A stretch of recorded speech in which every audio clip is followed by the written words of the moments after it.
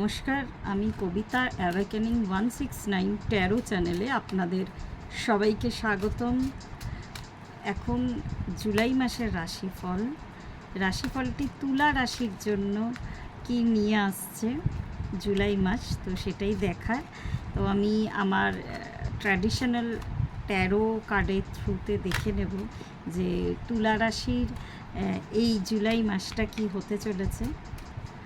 আমি প্রত্যেকটি রাশিফলের সাথে সাথেই বলি, আপনারা আপনাদের চন্দ্র রাশি, সূর্য রাশি অথবা লগ্ন রাশি অনুযায়ী আজকের রাশিফল জুলাই মাসে কি হতে চলেছে দেখতে পারেন।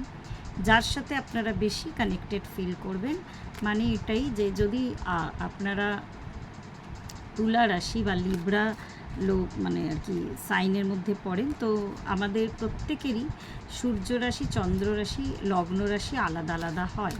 তো সেটা যেটা মনে হয় যে যেই রাশির সাথে আপনি বেশি কানেক্টেড বা আপনার বৈশিষ্ট্যগুলো মেলে, তো সেই রাশির সাথে কিন্তু আপনি মিলিয়ে দেখতে পারেন। আর এটা যেহেতু জেনারেল রিডিং 70 to 80% রেজোনেট করে। তো প্রথমেই দেখিনি যে বটম অফ দ্য ডেক কি এসেছে, কুইন অফ সোলস এসেছে। তো জুলাই মাসটা বোঝাই যাচ্ছে যে আপনাদের দৃঢ়তার সাথে নিজের জায়গা স্টিক থেকে উল্টো পাল্টা ভাবনা চিন্তা বা নেগেটিভ ভাবনা চিন্তা, সেগুলোকে আস্তে আস্তে কাট করে দিয়ে আপনাদের কিন্তু জুলাই মাসে এগাতে হবে। বাকি কার্ডগুলো আমি নিজেও দেখিনি আপনাদের জন্য কি এসেছে কার্ড। প্রথমেই ভিক্টরি কার্ড এসেছে। ভিক্টরি কার্ড এটা হচ্ছে ম্যারেজ কার্ডও বোঝায়। তো অনেক তুলা রাশির লোকজন আর কি যারা অ্যালায়েন্স খুঁজছেন বা যার বাড়ি থেকে অ্যারেঞ্জ ম্যারেজ হতে চলেছে, মানে আর কি খোঁজাখুঁজি চলছে, তো বিয়ের সম্ভাবনা কিন্তু বেশ গাঢ় হচ্ছে। আর কথাবার্তাটা বেশ কিছুদিন আগেই চলছিল, হয়তো ডেট ফিক্সড হচ্ছিল না বা কোনো কারণে অসম্মতি হচ্ছিল যাদের লাভ ম্যারেজ তাদের, তো তাদের ক্ষেত্রে বেশ একটা সুন্দর সুযোগ আসতে চলেছে। আর এই কার্ডটা আমার কাছে টুইন ফ্লেম কার্ড নির্দেশ করে আর কি।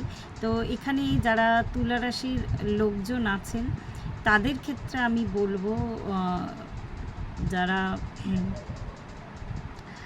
সেপারেশনে আছেন, তো তাদের ক্ষেত্রে কিন্তু এখানে দেখাচ্ছে আপনাদের রিইউনিয়ন হতে চলেছে বা রিকনসিলিয়েশন হতে চলেছে।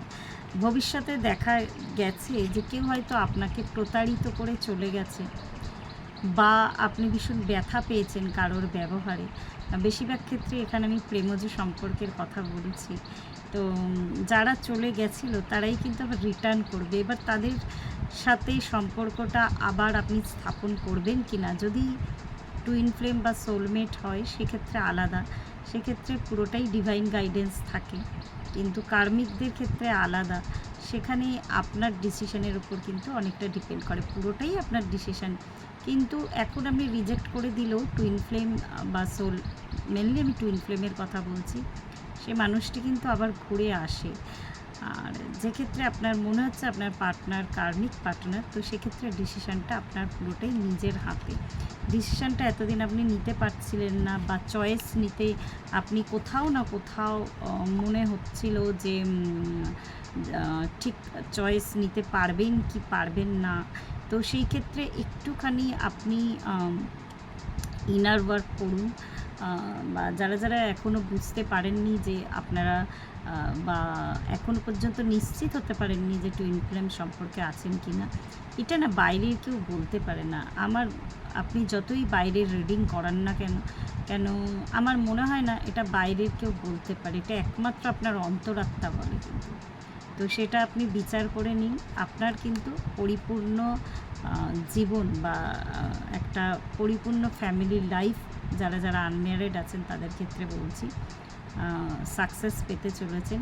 সেটা চাকরির ক্ষেত্রেও হতে পারে, মানে ফুলফিলমেন্টের একটা সময় কিন্তু আপনাদের ক্ষেত্রে আসতে চলেছে।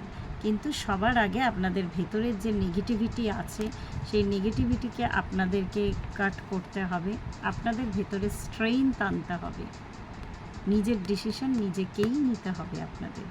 তবেই গিয়ে কিন্তু আপনারা এই ফুলফিলমেন্ট বা এই 10 অফ পেন্টাকলস যেটা দেখাচ্ছে, আপনাদের লাইফটা কিন্তু ফুলফিলমেন্টে ভরে উঠবে, তবেই কিন্তু আপনারা ভিক্টরি পাবেন, তবেই কিন্তু যে কোনো ম্যারেজ প্রপোজাল বা যে কোনো জব কন্ট্রাক্ট কিন্তু আপনারা সাইন করতে পারবেন।